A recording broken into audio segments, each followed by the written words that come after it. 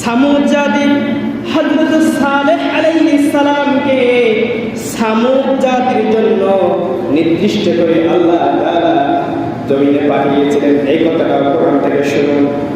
কোরআন কারীমের 7 নম্বর সূরা সূরাতুল আরাফের 73 নম্বর আয়াত আল্লাহ তাআলা বলেন, ওয়া ইলা সামুদ আখাহুম সালিহান ক্বালা ইয়া কওমি ইবুদুল্লাহ মা লাকুম মিন ইলাহিন গায়র।